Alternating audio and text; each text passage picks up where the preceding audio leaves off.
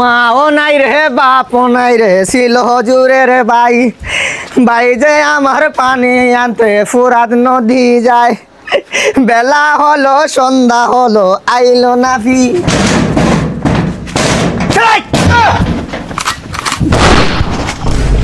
আহাদ না Yes, I am Ahad from North South University, Dhaka, Silet, Bangladesh system. আর ও হচ্ছে ডুল্লুত, তাই না ডুল্লুত? ভাই হোয়াট আর ইউ ডুইং হালকা পাতলা চুরি।